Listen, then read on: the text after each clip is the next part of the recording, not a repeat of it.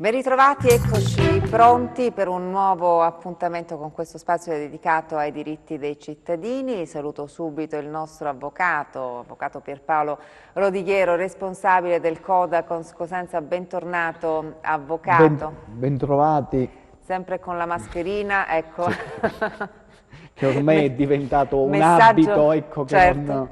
messaggio Ecco, importante perché bisogna stare attenti, bisogna insomma. stare attenti, certo. Le statistiche ci dicono che sono in calo i contagi fortunatamente, però insomma non bisogna mai abbassare la guardia, poi siamo in attesa di queste decisioni proprio per il periodo di Natale, quindi l'invito come sempre è alla prudenza. Qualche Ok. altro mese cerchiamo di stare cauti e di osservare, anzi, noi che viviamo in Calabria ancora di più, ecco, stare più attenti, anche perché sappiamo benissimo che in Calabria abbiamo molti ospedali, quindi la sanità funziona benissimo, quindi sappia, ecco, non, ecco, Dobbiamo stare dobbiamo attenti. stare, ecco. Saluto Mariella Ippolito che vedo già pronta, bentornata anche lei. Buongiorno a tutti e bentrovati. Grazie, vedremo un po' le novità che insomma sono maturate, no, in quest'ultima settimana, anche insieme a Cristian Scalmazzi che saluto, bentornato. Buonasera, ben trovati a voi. Ecco, c'è un po' di novità anche per quanto riguarda le piccole e medie imprese, ne parleremo tra poco, però prima con l'avvocato Rodighiero ci eravamo lasciati la scorsa settimana con una promessa, era arrivato questo messaggio da parte degli operatori sanitari che sono impegnati dal mese di marzo, quindi prima ondata della pandemia, sono impegnati in questa lotta, no, contro il virus, danno assistenza ai malati di Covid, erano stati promessi appunto dei fondi aggiuntivi a questi operatori sanitari e chiedevano, c'era arrivato proprio questo messaggio, ma che fine hanno fatto questi fondi? La promessa della scorsa settimana era ci Ci informeremo, informeremo, il sì. Codacons si è informato e a che punto sono? Naturalmente queste erano delle indennità perché il periodo, il super lavoro e la particolarità, diciamo, delle prestazioni che hanno effettuato e che stanno effettuando. Purtroppo però sul sito abbiamo fatto una ricerca, è vero che c'è questo perché è a livello nazionale e alcune regioni hanno già liquidato naturalmente queste indennità a favore dei sanitari in virtù del Covid. Nella regione Calabria praticamente ancora no e praticamente non c'è nemmeno la quantificazione, l'ammontare dei fondi stanziati per, diciamo, il mondo sanitario, ecco, calabrese. Voglio ricordare che invece una cosa la abbiamo accertata, e cioè che queste somme al netto si aggirano intorno all'euro e 50, 2 ore all'ora di straordinaria, quindi questo è, per cui veramente a differenza di altre regioni che se doveva essere un'indennità o una compensazione per il super lavoro lo è stato. Regione Calabria, questa è la situazione. Purtroppo. Telefonate intanto, pronto? Sì, pronto, buonasera. Volevo porre una domanda all'avvocato. Prego, da dove ci chiama? Da Cosenza. Benvenuta, prego. Grazie. Avvocato, volevo sapere se mettendo i pannelli solari e cambiando quindi la caldaia, cosa potrei fare in casa come ristrutturazione? Il bagno, non so, cosa potrei fare? Ma lei parla del Sì, 110%? il super bonus al Il super- 110. Il 110, ok. Non dobbiamo fare confusione perché ogni intervento green, quindi per il risparmio energetico che si fa sui propri immobili, ha una percentuale, diciamo, fra virgolette di sconto, perché va in credito di imposta ogni intervento che si fa e se si vuole ottenere, quindi usufruire del bonus 110%, chi fa la domanda deve raggiungere 100, quindi la caldaia incide per il 30%, gli infissi incidono per un altro Ah, sì, sì, sì, 35%, sì.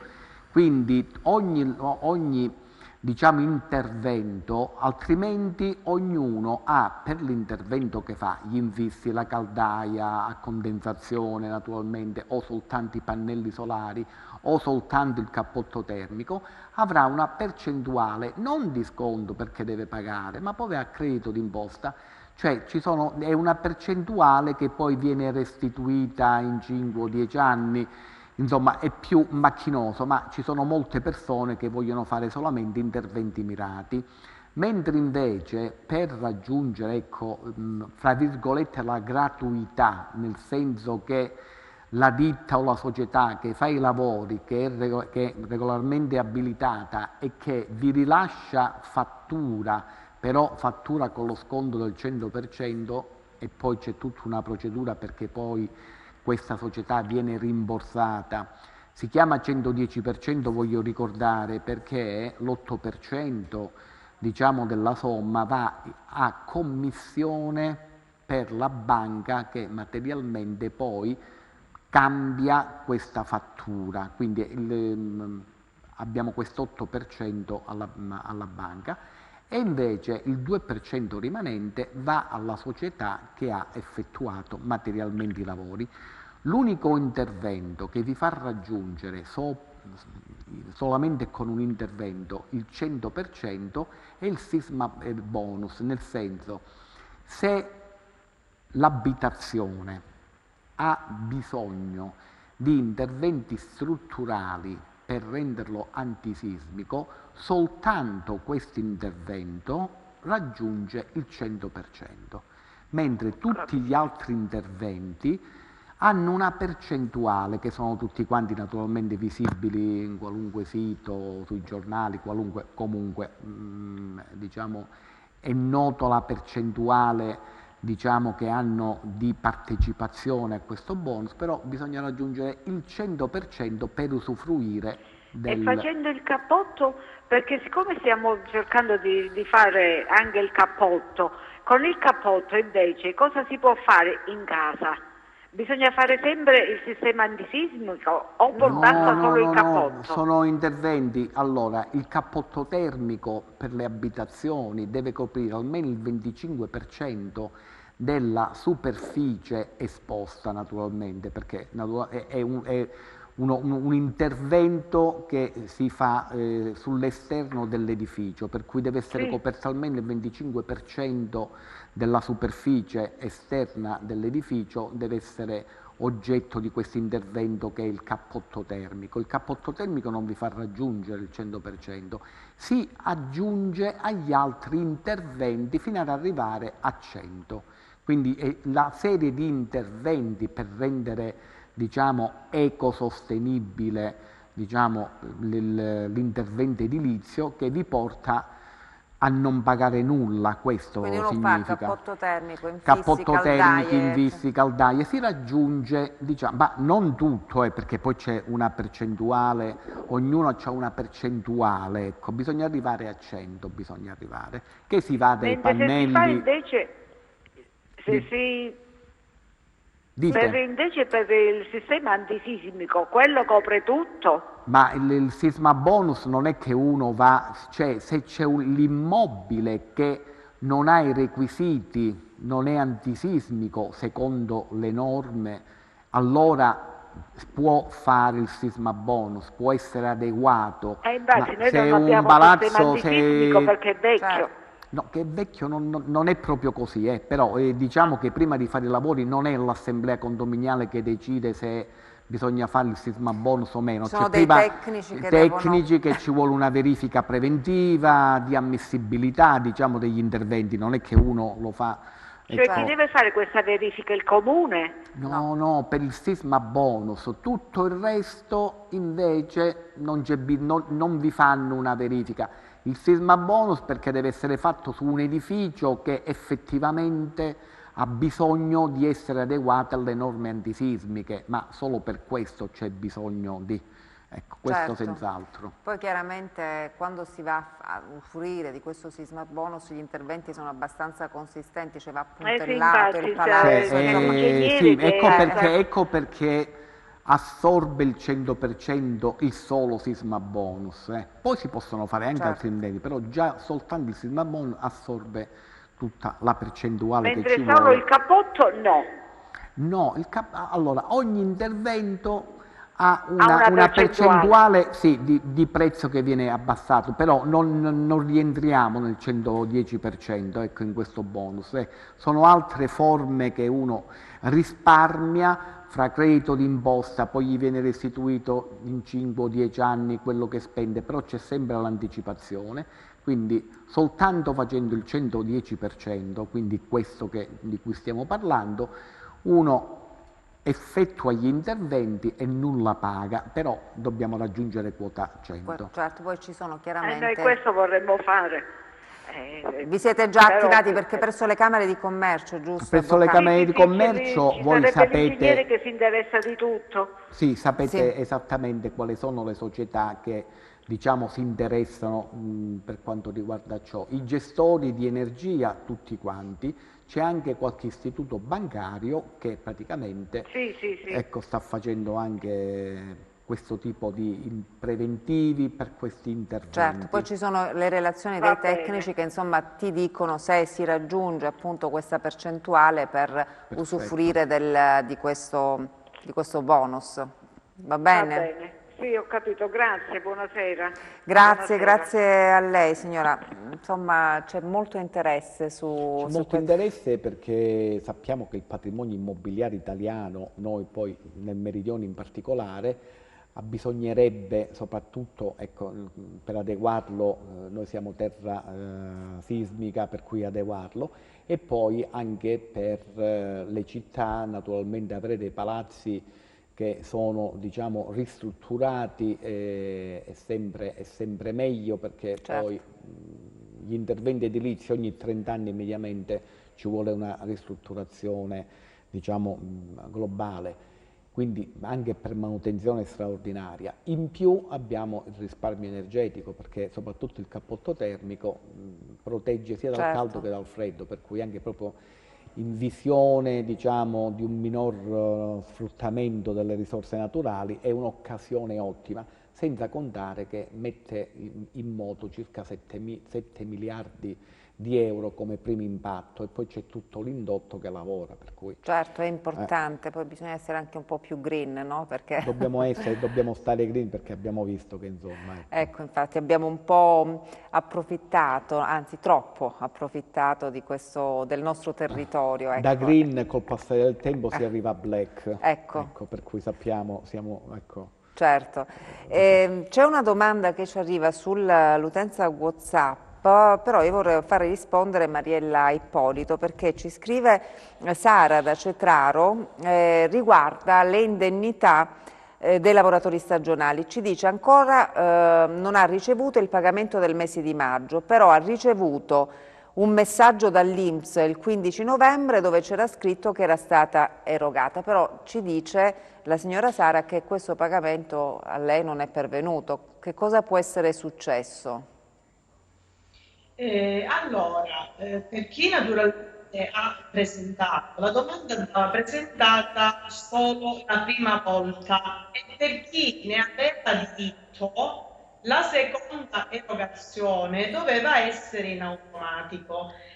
Mi chiedo se la signora, a seguito della risposta dell'INPS sull'avvenuta erogazione, ha fatto una sorta di quesito all'INPS dicendo di non aver ricevuto nessun importo, dopo aver debitamente controllato sull'estratto conto, dopo aver fatto l'estratto conto e aver verificato se effettivamente l'accredito non ci sia stato, perché magari molte volte gli utenti si aspettano i messaggi da parte dell'INPS ad indennità erogata e magari non c'è questo binomio. Quindi bisognerebbe, una volta che la cliente verifica che sull'estratto conto non ci sia stata nessuna indennità pagata e dopo che l'INPS gli ha comunicato che gli spettava, dovrebbe fare un ulteriore quesito dicendo che l'importo non è stato erogato, in modo tale che vanno a vedere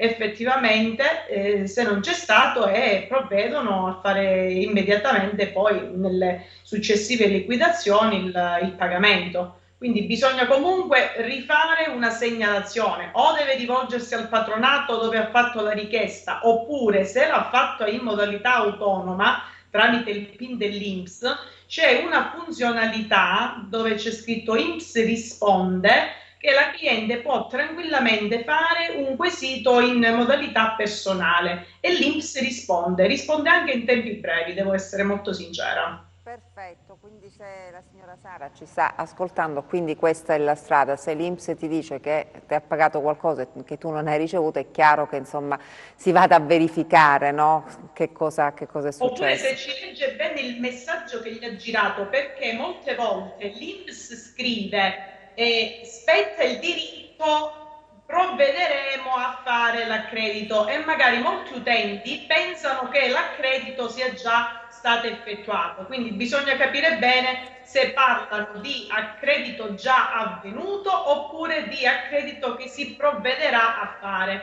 Certo. perché molte volte non viene poi interpretato bene il messaggio, ecco. Perfetto, intanto salutiamo chi è in linea in questo momento. Pronto? Pronto? Sì, salve, da dove ci chiama? Da Catanzaro. Benvenuto intanto, prego. La ringrazio. Desideravo porre una domanda all'avvocato. Prego.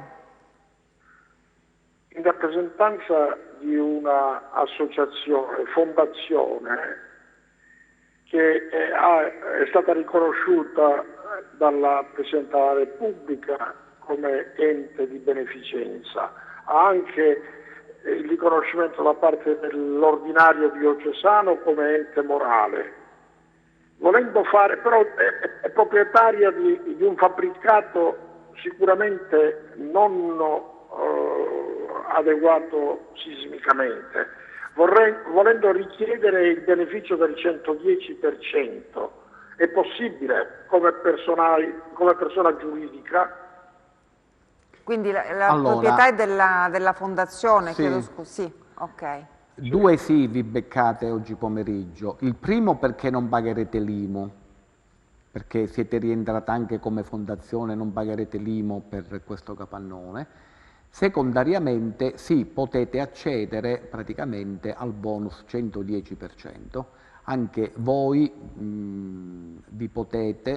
dovete necessariamente poi rivolgervi a società che sia abilitata a questo tipo di interventi, per cui poi tramite le camere di commercio solitamente, però diciamo che come abbiamo più volte ripetuto, i gestori, diciamo quelli di energia, quelli maggiormente rappresentativi sul territorio nazionale, sono già attivi, e anche qualche istituto bancario, per cui sì, senz'altro potete farlo.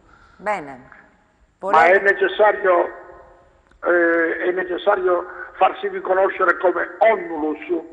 No, è ovvio che quando non è allora, a parte per il semplice fatto che siete fondazione, ente morale, eccetera, eccetera, quello che mi avete spiegato prima, il vostro riconoscimento.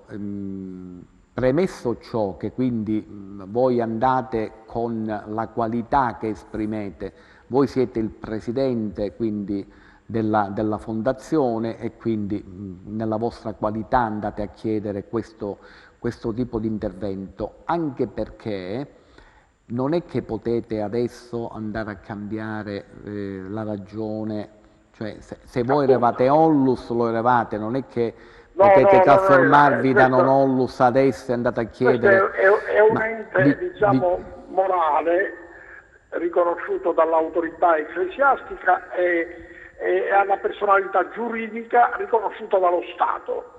Perfetto. Quindi sì, con queste caratteristiche può andare a richiedere. Dovreste essere ente pubblico di diritto privato, come andate a leggere. Esatto, questa è la esatta. Sì.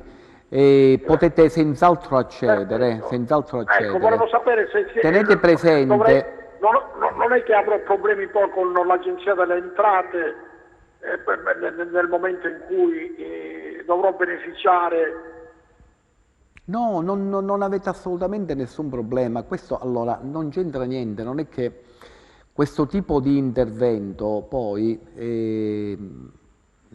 l'ente, la società a cui voi affiderete i lavori, non è che voi li affidate e praticamente nessuno sa niente, cioè passa attraverso una verifica dei requisiti, ma non requisiti giuridici, di fattibilità innanzitutto, e poi praticamente tutte le voci di spesa, fatture e quant'altre, è ovvio che vanno all'Agenzia delle Entrate, ma non c'è nessun problema per la fondazione che vuole effettuare su un immobile di proprietà diciamo questo tipo di intervento. Non c'è nessun problema, No, perché fatelo tranquillamente. nel dettato normativo si parla di persona giuridica, qua la titolarità di persona fisica, qua la titolarità del bene No, è hanno, a persona giuridica. hanno esteso, perché poi questa legge praticamente sta avendo degli interventi,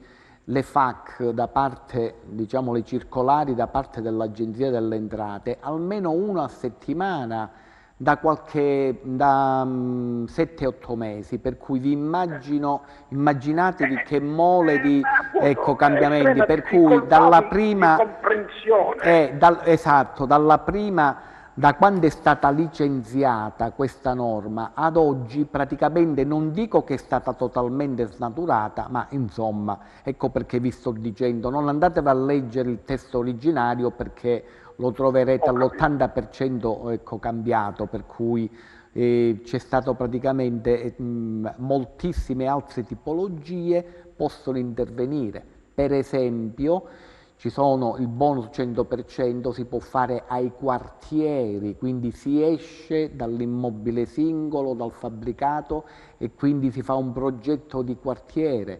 Ci sono intere aree, ci sono i bonus 100% per i centri storici, per i centri rurali, quindi c'è stata un'espansione di possibilità, diciamo, proprio per, diciamo, è un momento buono per risanare proprio il patrimonio, diciamo, immobiliare italiano, e quindi massima libertà, fra virgolette, per cui per fare aperture a molte tipologie, per cui non vi leggete mai diciamo il testo originario come è stato licenziato. Se andate sul sito invece dell'Agenzia delle Entrate, andate a vedere il bonus 100% e trovate sempre le news, quindi le notizie fresche di giornata, per cui quello diciamo, ecco, un buon... Gli aggiornamenti della puntata. Gli aggiornamenti della... sì.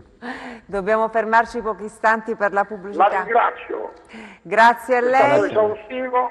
Buonasera. Grazie. Noi dobbiamo dare la linea alla regia per pochissimo, torneremo tra poco. Ed eccoci di nuovo in studio. Allora, io volevo fare intervenire il dottor Cristian Scalmazzi perché ci sono delle novità per quanto riguarda il prestito alle piccole e medie imprese calabresi. Proprio pochi giorni fa è stata adottata questa misura dalla giunta regionale. Si parla, se non sbaglio, dottore Scalmazzi, di 40 milioni affidati a Fincalabra che, così comunicano dalla regione, diventeranno 100 a gennaio, proprio per sostenere il prestito alle piccole e medie imprese, è così? Sì, non si tratta di un vero e proprio prestito, ma si tratta di garanzie a favore delle imprese che si recheranno in banca per richiedere dei finanziamenti. Quindi come funzionerà questa misura? Servirà a dare un po' di ossigeno, no, alle provate piccole e medie imprese calabresi, provate da questi lunghi mesi di chiusure, di insomma, situazione altalenante, diciamo così? Allora, io non sono, diciamo, tra i sostenitori di questa tipologia di sostegno alle imprese. Io sono tra i fautori e sostenitori sempre di meccanismi che non devono creare ulteriore indebitamento sulle imprese, perché l'indebitamento ha un senso su un'impresa se è finalizzata alla crescita e allo sviluppo dello stesso. Qua stiamo parlando di far indebitare le imprese per sopperire finanziariamente all'incapacità di recuperare quanto perso per per i periodi collegati alle chiusure e alle riduzioni delle attività di imprese e soprattutto per aiutare le imprese a sopperire a quello che è il pagamento delle imposte. In finanza c'è un detto che per pagare un debito non si fa un ulteriore debito, perché non ha senso da un punto di vista contabile, sia matematico che finanziario, sostituire una partita con una partita che ha la stessa qualità. Quindi, insomma, si andrebbero È proprio così, non c'è nessuna logica aziendalistica, perché praticamente sappiamo che prima del Covid la morsa del credito, praticamente la cosa più difficile in Italia era accedere al credito, tant'è vero che si moriva di usura bancaria, no? Si muore anche adesso di questa mancanza di accesso al credito. Adesso il credito viene erogato, ma naturalmente a posteriori, quando le aziende hanno creato un debito, e praticamente è ovvio, il finanziamento ha un senso per imprendere, quando invece si deve fare un finanziamento per pagare contributi, stipendi, perdite di esercizio, eccetera, eccetera, come giustamente ha detto il dottore Scalmazzi, praticamente è un fallimento, proprio un fallimento, quindi non so se il trend sarà così, poi come faranno queste imprese a restituire, e che rating bancario, volevo intervenire anche il dottore Scalmazzi, con la banca questa forma di indebitamento abbassa ancora di più il rating di indebitamento bancario, per cui queste imprese hanno sofferto, riceveranno finanziamenti per pagare i debiti e non avranno accesso al libero credito per investimenti, perché il rating gli si abbassa vertiginosamente. Ritengo che sia così l'analisi. È così, dottore Scalmazzi? L'analisi che ha fatto l'avvocato è un'analisi perfetta. C'è da dire una cosa che molti oggi non stanno dicendo e che avrà un effetto devastante non solo sulle imprese ma anche sui privati. C'è una circolare dell'EBA che impone alle banche una restrizione della gestione dei debiti correnti delle aziende. Cosa significa? Che un privato che ha un conto corrente bancario basta e non è affidato in banca, se va al di sotto del conto corrente anche di 10 euro e rimane sconfinato per almeno 90 giorni, viene segnalato come una sofferenza bancaria. Significa questo che numerose imprese che oggi hanno subito l'effetto Covid e che magari hanno utilizzato linee di credito, e queste linee di credito magari le banche le hanno lasciate in un primo momento più libere di muoversi, dovranno rientrare il prima possibile a gennaio. Altrimenti che cosa si andrà a verificare? Che le imprese saranno segnalate nelle banche dati e non solo non potranno accedere al credito ordinario, come diceva prima l'avvocato, ma sicuramente avranno l'impossibilità di accedere anche a questi prestiti che vengono controgarantiti da Fingalabra nel caso della Regione Calabria, oppure dal Fondo di Garanzia per quanto riguarda i finanziamenti di carattere nazionale. Beh, la situazione non è bellissima, non è rosea, avvocato, perché insomma, se le imprese sono sempre più indebitate, insomma, a questo punto. Poi l'altra volta ci dava questo dato allarmante che parecchie piccole e medie imprese hanno abbassato la saracinesca e non la riapriranno più, insomma, non la rialzeranno più questa saracinesca. È così, bisogna investire non sull'assistenza, tranne chi ha patologie naturalmente, perché siamo uno Stato solidaristico. Bisogna investire, e quindi sugli investimenti, sulla produttività, non bisogna investire sul pagamento, sull'assistenza, cioè le risorse vanno spostate per aiutare le piccole e medie imprese, che praticamente sono quelle che poi producono, hanno dipendenti, pagano i contributi, quei contributi servono a pagare le pensioni a chi è già pensionato. Queste imprese, se vengono aiutate in questi termini, pagano le tasse, per cui con le tasse, cioè tutta questa giostra che c'è in Italia, sanità, scuola e quant'altro, è mantenuta per il 70% dagli autonomi e partite IVA. Quindi significa tutti coloro che non sono pubblici dipendenti sono quelli che mantengono la baracca Italia. Quindi se ne rendono conto, perché veramente ci sarà una moria e naturalmente in un mercato povero tutti si impoveriscono, paradossalmente in un mercato povero tutti muoiono. Quindi Certo. questa purtroppo è l'analisi. Dottore Scalmazzi, che è economista, però non lo so, dovrebbe essere così la situazione. È così, dottor? Sì. E purtroppo è la situazione reale.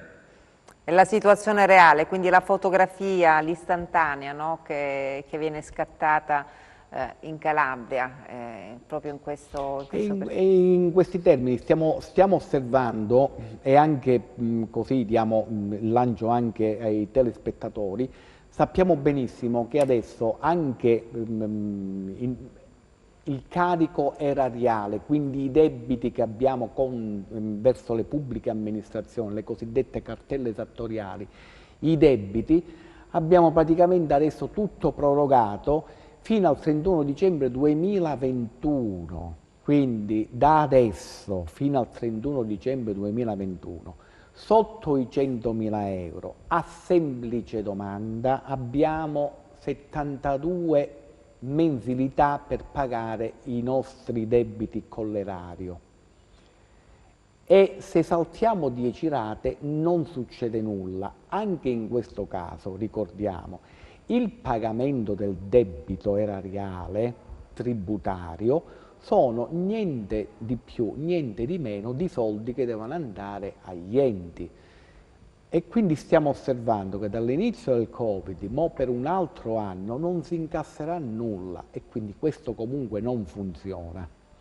Voglio anche ricordare, non bisogna tanto andare e dare tutta questi tempi così dilatati, perché la piccola e media impresa che ha problemi per appaltare di DURC, gli devi dare i soldi per pagare e mettersi a posto col DURC, che sarebbe il documento che ti permette poi di essere, diciamo, in linea con qualunque tipo d'appalto vuoi, diciamo, gareggiare o ti vuoi appaltare, e non dilatare così, perché non è proprio, la macchina si è praticamente fermata. Sì, quindi la è macchina difficile praticamente si è fermata, quindi la dilazione, se può sembrare per alcuni, diciamo, una cosa molto buona, non è proprio così, perché si dilata, però c'è tutta una macchina economica che praticamente, ecco, vanno bene per noi che siamo comuni cittadini, per cui abbiamo queste possibilità, diciamo, per sdebitarci, diciamo, dal carico tributario che, diciamo, si può accumulare. Però, ecco, anche perché le entrate per molti non ci sono, avvocati. Le entrate per molti non ci sono. Voglio ricordare anche, ecco, perché poi le telefonate che arrivano, sappiamo benissimo che anche chi deve accedere al reddito di cittadinanza non può smettere un lavoro e va al reddito di cittadinanza. Ogni variazione della situazione socio-economica del nucleo familiare comporta una sospensione di 6 mesi. Che fanno questi in 6 mesi? Non mangiano. Certo. Quindi bisogna sempre osservare questo. I comuni, ricordiamo, in tutta Italia adesso ci sono i famosi buoni spesa che sono stati autorizzati secondo le finanze di ogni comune, che però che cosa succede? I buoni spesa in alcune regioni possono essere usati anche per pagare le utenze, perché ricordiamoci che chi è senza reddito le utenze vengono staccate, quindi questo non è nemmeno possibile. Certo. Per cui questa è la situazione. Per cui, ecco, per quello che ci possono dare, perché c'è il reddito di emergenza ancora che uno può approfittarne, quindi di usufruirne, i buoni spesa, chi è nelle condizioni, diciamo, di nucleo familiare e di reddito per accedere al reddito di cittadinanza lo faccia, però ecco, tutte queste ci sono i vari bonus, che sapete che lo diciamo sempre, bonus bebè, c'è praticamente, non dimentichiamoci che ancora la social card, cioè però tutti coloro che hanno oltre 65 anni, un ISEE non superiore a 6.000 euro, ha praticamente 80 euro bimestrali, 40 euro al mese, diciamo, che sono a fondo perduto naturalmente e vengono ricaricate.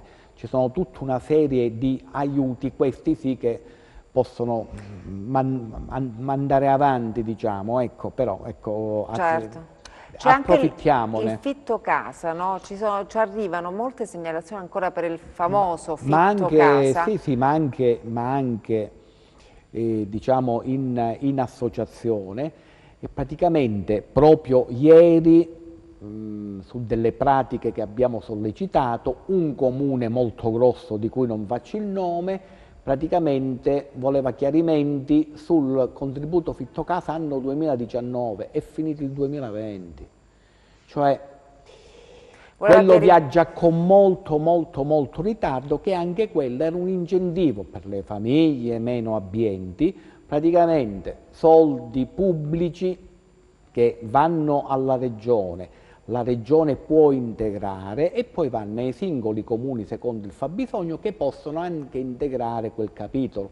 Questo serve per quale motivo? Per evitare che molte famiglie si trovino in mezzo alla strada. Certo. Uno, garantire i proprietari che vengano pagati, è una norma anti-elusione fiscale perché bisogna avere il contratto registrato, e poi si aiutano le famiglie. Però ancora aspettano da anni. No, da anni. Ci arrivano anche delle segnalazioni da parte di persone che in alcuni comuni, non facciamo i nomi, insomma dicono che le annualità per quanto riguarda il 2016, 2017 e 2018 hanno detto dai comuni sono perse. È possibile dire... che sono perse assolutamente niente, perché è l'insipienza di coloro che gestiscono il denaro pubblico, ecco, assolutamente. perché... Voglio anche ricordare, quando questi soldi pubblici a distanza di 2-3 anni arrivano nelle tasche dei cittadini che praticamente ne hanno fatto richiesta e ne hanno i requisiti, sono senza interesse, non producono interessi. Solamente noi cittadini, quando dobbiamo andare a pagare qualche cosa o ritorniamo una tassa, c'è imposta, sanzione, certo, interessi che maturano, mentre invece quando è la pubblica amministrazione che deve dare, è tutto senza interessi. Sì, le faccio questa domanda perché ci è arrivata questa segnalazione da parte di un nostro telespettatore. Sa che questo fitto casa, che c'è la legge ma purtroppo i soldi non arrivano da anni, ha chiesto chiarimenti al comune di residenza per quanto riguarda appunto le annualità pregresse per il fitto casa, e gli è stato risposto no, ormai quegli anni sono andati persi, insomma, non c'è più speranza di avere questi soldi. Io mi chiedo, insomma, si fanno fare le domande ogni anno noi, cioè ai cittadini, i comuni devono comunicare alla regione il fabbisogno per il territorio. Entro maggio di ogni anno. Ecco. Quindi, sì. E si illudono anche i cittadini in questo caso? Si illudono, avvocati? perché sono delle aspettative. È impossibile che vadano nel nulla, per cui c'è responsabilità erariale da parte dell'ente, in questo caso il dirigente, che ha gestito questa posta pubblica. Ne parliamo tra poco perché abbiamo una telefonata, perché poi questo è un argomento che interessa, ahimè, tantissimi cittadini. Certo. Dico ahimè perché insomma ci sono tante persone che hanno bisogno di un aiuto per pagare l'affitto di una casa, come diceva lei, per non andare a dormire sotto i ponti, quindi a guardare le stelle la notte. Telefonate intanto, pronto? Pronto? Salve, da dove ci chiama? Chiamo da Briatico. Benvenuta intanto. Grazie, sono la signora Concetta. Volevo fare una domanda all'avvocato. Prego. Allora, avvocato, io volevo chiederle questo. I miei vicini di casa hanno installato 2 telecamere, ma io, siccome non me ne intendo di elettronica, non so se sono rivolte verso la mia abitazione. Può farlo questo, se sono rivolte verso la mia abitazione, o devo fargliele togliere immediatamente? Assolutamente no. Quindi violazione. È una violazione, grave violazione della privacy. Giusto. E tenete presente che non possono farlo neppure se sono telecamere senza collegamento, per cui la telecamera puntata sulla vostra proprietà, anche se si viene a scoprire che non c'è nessun collegamento, quindi non potrebbe mai riprendere, diciamo, attività o persone, anche in quel caso è vietato. Quindi è vietato. Se la telecamera è puntata verso l'abitazione della signora. Sì, ecco. Per il semplice fatto che sia puntata, questo sto dicendo. Poi ognuno per sicurezza può andare Mettere Ma le l'essenziale telecamere è che che guardino nel soltanto giardino io non vengo la propria proprietà, quindi mai che abbiano, diciamo, un'immissione, ecco, nell'altrui proprietà. Ma queste telecamere, signora, puntano verso la sua proprietà oppure no, io non me ne intendo, non lo so Non lo come sa. sono Vabbè, se piccole. avete visto vi stanno antipatiche, non fate, cioè, voi dovete andare a vedere se, poi bisogna, la signora giustamente che ci sono dei Certo. modelli che non sono Io non telecamere è che che me ne praticamente intendo, col capisce? puntatore Però sono io quelli che mi sono scusi. rotondi per cui vanno No, a mi scusi, 360 avvocato. gradi, Sì, certo. sono rotonde, E come sono fa la piccole, signora a però sapere io se non lo queste so se guarda, perché io non me ne telecamere... intendo. Però in- sa cosa ho fatto, avvocato? Ho già chiamato i carabinieri e ho segnalato la cosa. Perfetto. E gli ho detto che mi devono controllare. Perfetto. sì, Bene, ho fatto male. avete fatto benissimo perché si Eh. può anche fare un'istanza di accesso, si denuncia naturalmente come ha fatto la signora per andare a vedere se queste telecamere Io sono ho già state chiamato i immesse e carabinieri e soprattutto gliel'ho quel detto. tipo di telecamera che caratteristiche Certo. ha, se può andare, ecco c'è un'immissione nella Certo. sfera Ha agito privata in modo altrui. perfetto la signora. La signora ha Senta. agito si vede che molto probabilmente ci seguite spesso No, nel no, sa corso che degli cos'è? anni e quindi avete imparato come ci si comporta. Siccome avvocato, siccome non si va d'accordo perché sono tremendi, e praticamente io voglio stare per i fatti miei e non vorrei che mi riprendessero qui nel mio giardino quando Certo. faccio un Ma lavoro, certo, quelle ma cose. certo, capito? ma certo. E Non la voglio privacy, proprio, ognuno di perché noi io deve... sono nemica di tutto questo Facebook, di tutte queste telecamere, io non me ne intendo di elettronica, però io non mi va che vedo postare su Facebook tutte queste cose che proprio fanno piacere e dopo si vedono i risultati. Certo, no? certo, E c'è una mettono violazione in della onda. privacy E io in non caso... voglio, ecco, sono un po' all'antica, sono anziana, sono malata e siccome non andiamo d'accordo, questo lo fanno apposta, capito? E allora... No, lei ha vabbè. fatto E poi- benissimo, come diceva l'avvocato, a rivolgersi ai carabinieri perché Sì, faranno no, loro... io l'ho già chiamati e gliel'ho detto, e se loro non mi danno, io ho detto, i carabinieri, ho detto al maresciallo, io voglio essere, mi confermate che verso la mia proprietà non prendono, allora io sto tranquilla. Fate voi il vostro lavoro, perché io non... È da 2 giorni che l'hanno messe. Perfetto. perfetto. E senta, avvocato, un'altra domandina soltanto. Sì. Siccome avevo appunto un fratello invalido che percepiva il reddito di cittadinanza, quando gli è scaduta il 5 ottobre ho rinnovato la domanda. Ancora oggi non ho visto, diciamo, la mensilità qui a dicembre. Ecco, volevo sapere se lei ne sa 30 qualcosa. giorni, 30 giorni, perché c'è una sospensione da quando è cessato il primo periodo di 36 mesi al secondo, c'è soltanto E i 30 36 giorni. mesi sono cessati, diciamo, alla fine E d'ottobre. dovete ecco. andare a controllare perché addirittura c'è stato un po' di ritardo, però per il ritardo nel riaccendere il secondo periodo di reddito di cittadinanza c'era il REM, il reddito di emergenza, che andava praticamente a compensare quel Sì, invece periodo. quello lì non è stato accettato, ha capito? Quello lì non... Ma molto probabilmente non è stato accettato perché l'INPS già nei suoi terminali vedeva che voi eravate in pagamento, quindi ha accettato anche il secondo turno di reddito, per cui praticamente ha visto che quando voi avete fatto la domanda di REM, terminali INPS, la vostra domanda era già stata attaccata al sistema PER. Sì, perché il sindacato mi ha detto che le aveva fatte tutte e due. Perfetto, però poi c'è stato un ingorgo amministrativo, come si suol dire. È arrivato, c'è l'abilitazione per il reddito di cittadinanza, però c'era anche quell'altro. E vi arriverà il pagamento anche con questo arretrato del mese di novembre. Avvocato, io la ringrazio, Figuratevi. lei mi soddisfa sempre quando le chiedo qualche cosa. È molto veramente bravo, vorrei averlo qui a 2 passi per poterlo contattare. No, noi siamo Ogni solamente giovedì. qua, noi Ogni qua, giovedì qua siamo qua. Ecco. Lo so, Grazie, avvocato. grazie, La ringrazio signora. e le faccio tanti auguri a tutti di buon Natale. Grazie, Grazie, signora, grazie. grazie anche, Arrivederci, avvocato. anche a lei. arrivederci. Continui a Arrivederci. seguirci perché vede la signora proprio preparatissima Certo, su come certo. deve agire per far valere i suoi diritti, cioè un diritto a voler difendere insomma, la propria privacy. Poi insomma, il fatto delle telecamere Insomma, è un argomento molto molto dibattuto. Molto dibattuto, sì, perché ci stiamo chiudendo, ecco, questa è la verità, perché ognuno, ecco, il suo orticello se lo vuole anche fare, non solo le videochiamate, ma vuole anche tenere, però molte volte si invade la privacy altrui, ecco. Certo, poi ognuno nella sua proprietà, insomma, può fare quello che vuole, vuole, però nella sua proprietà. Ecco, non deve invadere, ecco, la libertà degli altri, insomma, in questo caso del vicino.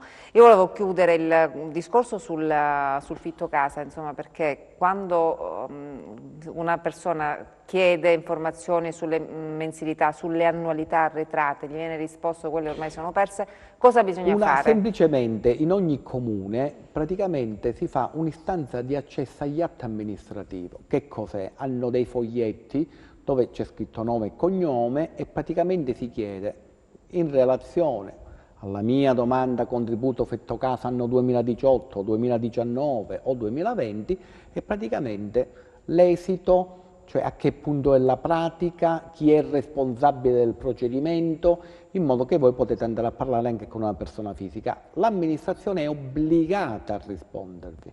Ecco, anche perché quindi molto semplicemente ogni comune, se non già l'ufficio relazione con il pubblico che è molto piccolo, comunque c'è dove l'ufficio di segreteria, eccetera, eccetera, un foglietto, istanza di accesso agli atti, quindi è una cosa molto semplice. Si stanno creando da anni delle aspettative, ecco. Poi praticamente ecco, mentre invece dietro alla richiesta di contributo fitto casa c'è una famiglia che ha difficoltà a pagare il canone di locazione. Quando ritarda di un anno significa che praticamente è in mezzo alla strada. Ecco, qua parliamo di 3, anche 4 anni. 3 o 4 anni, per cui ecco. È una situazione davvero seria. Io volevo far intervenire Mariella Ippolito, è ancora in collegamento con noi? No, abbiamo la pubblicità, allora tra poco parleremo di altri argomenti, rimanete con noi. Ed eccoci di nuovo in studio, allora volevo subito far intervenire Mariella Ippolito perché vorrei sapere anche le novità maturate nell'ultima settimana. Abbiamo parlato del resistori quater, sulla proroga della cassa integrazione, blocco dei licenziamenti. Io vorrei sapere se qualche pagamento è arrivato, qual è la situazione, cosa è successo negli ultimi 7 giorni. Allora, è proprio la notizia positiva che non posso dare, nel senso che sono state caricate nuovi periodi per quanto riguarda la integrazione, però per quanto riguarda i pagamenti ancora non se ne parla proprio. Quindi per questo purtroppo non possiamo dare dei tempi ben precisi su quando vengono erogate. Sono gli unici tempi che praticamente non si sa quando vengono accreditati con l'anticipo. Quindi sappiamo quando vengono accreditate le REM, sappiamo quando vengono accreditati i redditi di cittadinanza, oltretutto stiamo notando delle storture perché chi sta percependo il reddito di cittadinanza sta avendo anche rate di REM, quando le due misure originariamente erano state date come incompatibili tra di loro, quindi bisogna capire qua dove sta l'inghippo.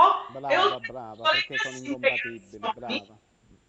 E oltre alle casse integrazione, gente che sta lavorando, che ha lavorato, che continua ad adoperarsi per mandare avanti il sistema macroeconomico, non sta avendo nulla o quasi niente, perché una volta che vediamo pagamenti di cassa integrazione di 100 euro, 50 euro, 200 euro, 300 euro sulla base di 2 o 3 mesi, direi che abbiamo un sistema governativo veramente penoso. Cioè non ci sono parole proprio per descriverlo. Mi auguro che ci sia qualcuno dall'alto che sta guardando o quantomeno che cerca di capire che qua c'è qualcosa di serio che non funziona. Posso dare delle, diciamo tra virgolette, belle notizie per chi deve presentare l'onnicomprensiva dei 1.000 euro, che il tempo scadeva il 18 di dicembre ed è stato prolungato fino al 31 di dicembre, quindi diciamo sono stati allungati i tempi per la presentazione della domanda dei 1.000 euro per i lavoratori stagionali del settore termale, balneare, settori turistici, chi ha contratti di lavoro intermittente, chi ha invece contratti per quanto riguarda venditori porta a porta. Quindi queste tipologie di soggetti che hanno questi contratti hanno tempo di farsi verificare il contratto e di presentare domanda entro il 31 dicembre. Poi un'altra bella notizia, se così la vogliamo chiamare, è per chi praticamente è un lavoratore autonomo o iscritto alla gestione separata, che si parla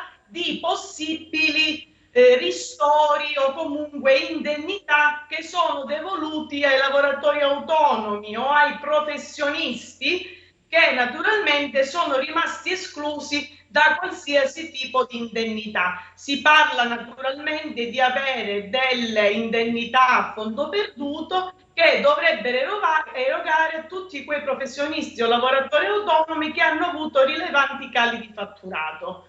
Questo naturalmente è, diciamo, potrebbe essere un'altra buona notizia, e in più il bonus babysitting, che rimane oltretutto riconfermato in questa fase solo per i lavoratori autonomi o iscritti alla gestione separata. È un'indennità di 1.000 euro che spetta a questi soggetti al verificarsi di determinate condizioni. Quali sono queste condizioni? Devono lavorare entrambi i genitori, colui che presenta domanda deve comunque essere un lavoratore autonomo iscritto alla gestione separata, e in più devono avere i figli che non devono essere in didattica in presenza. Quindi praticamente devono essere naturalmente, devono avere quindi i figli che vanno a scuola e non devono fare lo smart working, quindi tutta una serie di condizioni da verificare prima di presentare la domanda di bonus babysitting. Perfetto, intanto salutiamo chi è in linea in questo momento. Pronto? Pronto? Salve, da dove ci chiama? Buonasera, chiamo da Montalto Fugo. Benvenuta, prego.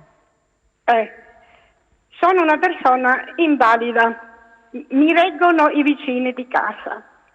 Non riesco ad avere un medico. Il nostro sindaco non ci dovrebbe interessare. Sono arrivata a questo punto a contattare voi, perché non si sa come si fa, insomma. Allora, lei è invalida, è costretta a stare in casa? Sono invalida senza soldi, perché hanno rinunciato, hanno negato che, insomma, sono un'infermiera in pensione, mi intendo di tantissime cose. Pensavo che ci fosse un po' di disponibilità umana, quantomeno avere un medico a disposizione, non è che chiedo tanto.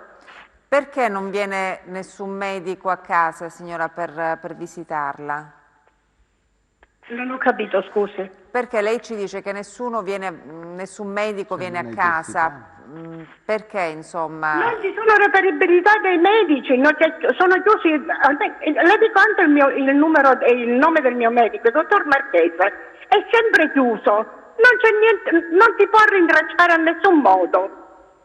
Allora, lei ha necessità di avere delle cure, signora? Cerco di capire. No, è questione di cure, di una visita, di un controllo.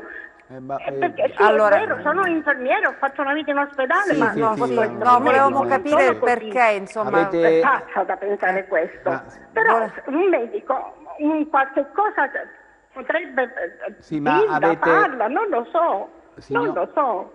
Sono in mano ai vicini di casa, è possibile. Ma non riuscite a deambulare, quindi... Non deambulo, avete una una maledetta casa e sono costretta a stare sempre al piano di sopra. Quindi avete un accompagnatore? Siete invalidi al 100%, in situazione di handicap? Non ho accompagnatore, non ho niente. Ho solo la mia pensione di 36 anni di ospedale. No, stavo dicendo, allora, l'indennità di accompagnamento, ecco. Avete uno stato febbrile molto alterato, avete una sintomatologia? No, a livello proprio perché io vi sto dicendo... Poi un Crohn all'intestino che si può trasformare in tumore.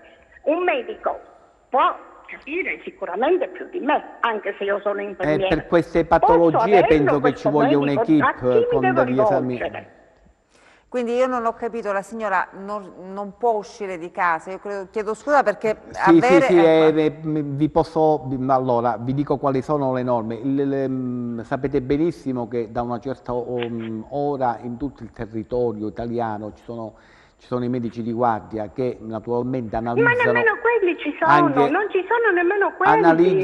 Analizzano anche, fanno il triage telefonico, analizzano se c'è una situazione di emergenza o meno. Il medico di famiglia altrettanto, se c'è una situazione di emergenza c'è sempre il 118 per fortuna che interviene. E comunque se ci sono dei casi di responsabilità per omissioni, naturalmente questo anche telefonicamente lo potete denunciare alle forze dell'ordine. È chiuso lo studio, non si sa dov'è, non riesco a rintracciare. Perciò vi sto dicendo, se c'è... Vabbè, il medico curante deve avere degli orari... deve avere degli orari e deve avere una reperibilità, perché comunque se non può ricevere... ma non esiste questo qua, non è tutto chiuso, perciò vi sto dicendo, se ci sono dei casi di omissione, chiamate Carabinieri, segnalatelo e lì vedranno loro se c'è un pubblico... Non mi parlate dei Carabinieri, per carità. Non mi parlate. Allora signora, è un caso molto complicato questo. Io le chiedo scusa, poi diventa difficile anche attraverso la televisione riuscire a capire qual è il reale problema. Signora, se lascia magari il numero di telefono la ricontatteremo perché nello spazio di una trasmissione diventa difficile. Diventa difficile perché magari anche, sono diversi problemi. Diversi problemi. Tenete presente che il sindaco comunque a livello locale è la massima autorità sanitaria. Esatto, ma non ci ringrazio ritengo, vabbè, senza dare bisognerebbe responsabilità, bisognerebbe vedere il caso specifico perché la signora è a casa. Allora signora, io la prego di lasciare il suo numero di telefono perché altrimenti non riusciamo a capire bene nell'ambito della diretta. Speriamo che qualcuno senta e che magari nel territorio... La denuncia è stata fatta, insomma c'è una signora che ha bisogno di assistenza, ha bisogno di una visita, è da sola, ci sono i vicini di casa che danno una mano, però chiaramente la signora ha diritto ad essere visitata da un medico, quindi la denuncia è stata fatta. Signora, poi eventualmente la ricontatteremo proprio per capire bene, per capire meglio qual è la situazione. Io intanto la ringrazio per questa... No, io ringrazio voi, gentilissimi, io vi seguo tutti i giorni, è l'unico... seguo solo voi, in Rai proprio non ne parliamo. Grazie signora, quindi vedremo di capire meglio. Insomma. So che fate molto. Grazie. Non vi preoccupate tanto, perché però, ripeto, è un mio diritto avere un medico. Certo. Signora, chiaramente la strada è quella che le ha indicato l'avvocato, poi chiaramente la ricontatteremo, le ripeto, per capire meglio insomma qual è il problema. E tanti saluti al direttore, come si chiama? Certo, il direttore Sabato. Grazie signora, grazie per questa telefonata e un abbraccio da parte nostra. Poi ci sono le situazioni che sono un po' più complicate, no? Delle altre, quindi io dico nello spazio di una trasmissione che non si può, perché questo... Fra i tanti problemi vi sono anche le persone, la solitudine che affrontano anche le persone, le malattie, la solitudine. Però chiaramente se un medico curante non riceve, non si fa trovare durante gli orari insomma di visita, di ricevimento dei pazienti, passibile, no, di Ma certo, anche perché denuncia, il diritto alla perché... salute veramente non deve essere scalfito da nulla, non ci Certo. deve essere nessuna... Poi sempre in base a ecco. quello che ci ha detto la Sì, signora. sì, Ecco. questo senz'altro che poi si verificherà, però non deve essere veramente turbato da nulla il diritto alla salute. Certo, quindi la strada è quella che ha indicato Perfetto. l'avvocato. Io volevo far intervenire anche il dottore Scalmazzi, perché sempre per vedere che cosa è maturato, no, in quest'ultima settimana, io volevo capire se sono arrivati, se almeno sono stati pagati questi 1.500 euro, il bando della Regione, 43.000 domande, avevamo detto che i soldi ci sono, anzi avanzano pure, a quanto, se non ricordo male, vero dottore Scalmazzi? Volevo capire se è già iniziato il pagamento, se le domande sono state verificate, a che punto siamo? Allora, proprio oggi la Regione Calabria ha pubblicato sul sito un decreto di impegno di spesa di oltre 32 milioni di euro con allegato l'elenco dei beneficiari dei 1.500 euro collegati al bando Riapri Calabria. Quindi le imprese prima di Natale, quelle che sono presenti all'interno di questo decreto, riceveranno i 1.500 euro riferiti alle domande presentate a novembre. Dico che per la mole di lavoro che ha avuto la Commissione, i tempi di lavorazione delle domande sono state molto rapide e già da domani sicuramente molte imprese inizieranno a ricevere gli attesi 1.500 euro. Quindi una buona notizia almeno c'è, ecco, in tutta questa attesa, no? Perché abbiamo visto anche con la dottoressa Ippolito questa cassa integrazione che non arriva. È stata prorogata, mi pare, è stata prorogata, blocco dei licenziamenti, però stavo dicendo, avvocato, i soldi materialmente non arrivano, quindi queste persone che sono state mandate in cassa integrazione perché giustamente l'azienda è in crisi, molte rischiano la chiusura, che fanno? Non mangiano perché si aspettano da mesi, c'è un problema proprio alimentare, ecco, quindi... Certo. Insomma, almeno questa è una buona notizia, quindi volevo chiedere al dottore Scalmazzi, chi ha fatto domanda può andare a verificare sul sito della Regione per capire se rientra, se ha fatto questa domanda in maniera corretta, esatta, che deve fare?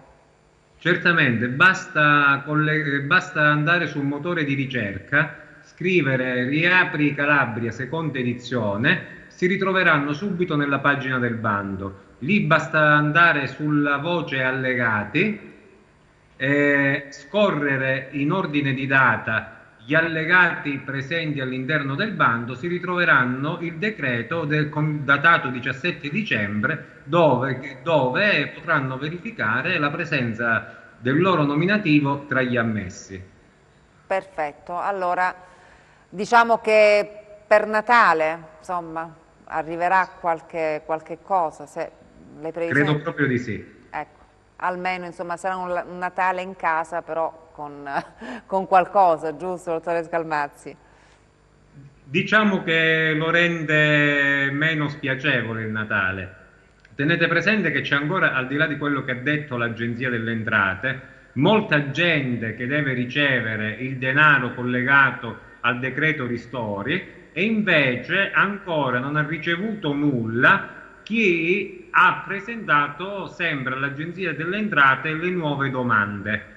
Quindi chi è andato in automatico, la maggior parte comunque hanno ricevuto l'indennizzo del ristori, ma molti sono ancora in attesa. Invece chi ha presentato nuova domanda, sicuramente oramai il pagamento andrà successivamente alle festività. Perché comunque in un momento di emergenza, come in ogni anno, le regioni, i comuni, gli enti pubblici da lunedì bloccheranno le loro tesorerie. Quindi anche chi deve ricevere denaro per lavori effettuati ad enti pubblici purtroppo non si vedrà più gli accrediti sui conti correnti se i mandati di pagamento non saranno emessi entro lunedì. Ecco, perché poi si chiude per...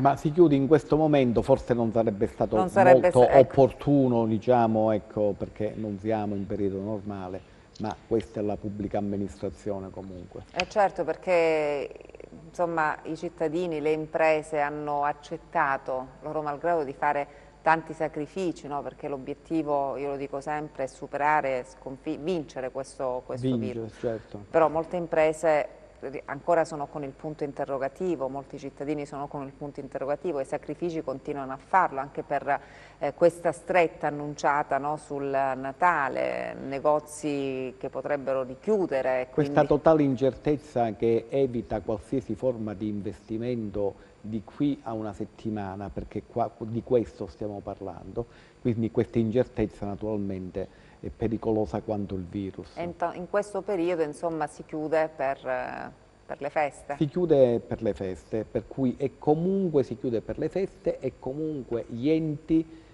come abbiamo visto, soprattutto per quel che riguarda, diciamo, l'emergenza anche economica, quindi finanziaria, che hanno molti soggetti, come abbiamo osservato, ma anche in altri tipi di enti, ecco, funzioni in questo modo, chiudono dalla prossima settimana. Quindi fra qualche giorno non faranno pagamenti, per cui questo è, quindi vanno in vacanza, ma e per riaprire dopo... Poi ci sarà dopo le feste, si farà a metà gennaio, metà credo. Gennaio, certo. Come ogni anno, insomma, certo, perché le certo, tesorerie... come se fosse tutto quanto normale, come se fosse un anno normale.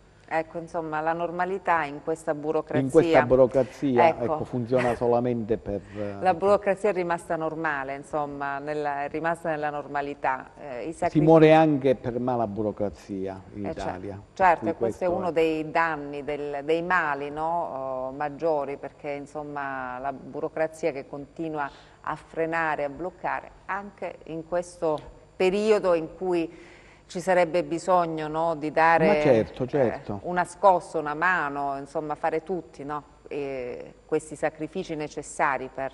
E poi anche c'è difficoltà, anche stiamo osservando in questo periodo anche le moltissime cancellazioni che si hanno di aziende, quindi imprese che non riapriranno più, società che si cancellano e quindi tanti autonomi che naturalmente lasceranno il lavoro, e quindi questo è, perché soprattutto abbiamo molti contatti naturalmente con gli studi commerciali di consulente. Il dottore Scalmazzi non so se anche ha il polso della situazione, però è questo, insomma, stiamo osservando che praticamente il numero di chi cessa è maggiore di chi accende. Ecco, vediamo se ce lo conferma il dottore Scalmazzi, ma già da come ci aveva parlato la scorsa settimana il trend è negativo. È negativo. Allora, abbiamo un dato inconvertibile: molte partite IVA sono rimaste, hanno deciso di rimanere sul mercato nella speranza di poter recuperare qualcosa per quanto riguarda le vendite sotto le festività natalizie. Purtroppo questo incremento delle vendite non c'è stato, sono pochissimi settori che non hanno perdite eccessive rispetto agli anni precedenti, non c'è nessuna impresa che in questo periodo abbia un fatturato al di sotto del 60% rispetto a dicembre dell'anno scorso. È un percorso inevitabile quello di arrivare a fine anno e liquidare le aziende. Noi abbiamo già una prima proiezione che ci dà per consolidato la cessazione di almeno il 20% di piccole attività, soprattutto con quelle fino a 5 dipendenti, che avverrà nel periodo tra il 1° gennaio e il 31 gennaio 2021. Bene, dottore Scalmazzi, anche una domanda è arrivata sul nostro numero WhatsApp, insomma chiarimenti su a chi spettano questi 1.500 euro della Regione. Comunque diciamo che il bando è chiuso, vogliamo ricordare, no, chi ha partecipato a questo bando della Regione per usufruire di questi 1.500 euro? Così insomma facciamo anche chiarezza. Comunque lo ripetiamo, il bando ormai è chiuso, le domande sono state inoltrate, adesso come abbiamo visto sono in pagamento. Allora, la Regione Calabria ha individuato con un decreto delle specifiche attività che potevano partecipare a questo bando, sempre sulla base dei famosi codici Ateco. Ai codici Ateco delle imprese in questa fase, rispetto al Riapri Calabria prima edizione, sono state aggiunte anche alcune categorie di liberi professionisti. La prerogativa però, oltre ad avere il codice Ateco di riferimento, qual era? Era quella di essere in regola con il pagamento dei contributi previdenziali, quindi avere un documento unico di regolarità contributiva positivo, e soprattutto l'impresa doveva dimostrare un calo di fatturato rispetto alla media del fatturato del 2019 di almeno il 33%. Una volta che l'impresa aveva verificato questi requisiti, poteva partecipare al bando. Quindi essere in regola dal punto di vista contributivo e previdenziale, avere avuto il calo del fatturato, rientrare in uno dei codici Ateco indicati dalla Regione Calabria. I professionisti, oltre al calo del fatturato, non dovevano superare la soglia del fatturato, perché altrimenti il professionista sarebbe rimasto fuori.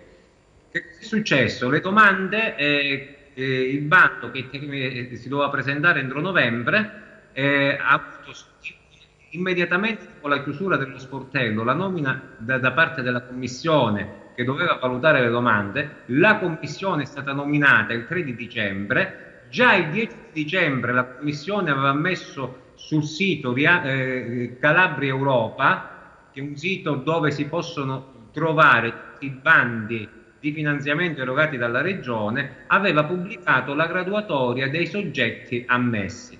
Oggi la Regione, sulla base di quell'elenco delle domande pervenute, ha emesso il primo decreto con un impegno di spesa dove sono appunto indicate le domande ammesse e che nei prossimi giorni, già a partire da domani credo, riceveranno il contributo con accredito sul conto corrente.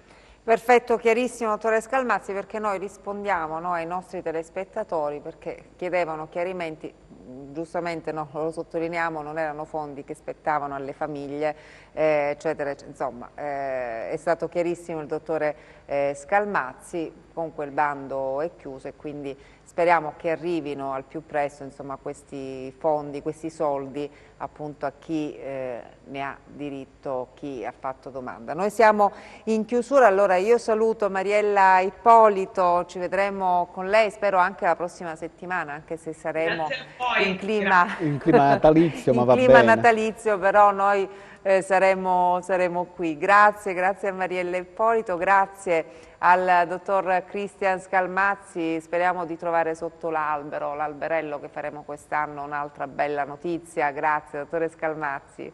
Grazie a voi, buona serata. Ci vedremo con lei, spero anche la prossima settimana, e con il nostro avvocato sicuramente ci vedremo, quindi io la ringrazio grazie a voi, per i preziosi consigli e come sempre grazie anche a voi. Alla prossima, arrivederci.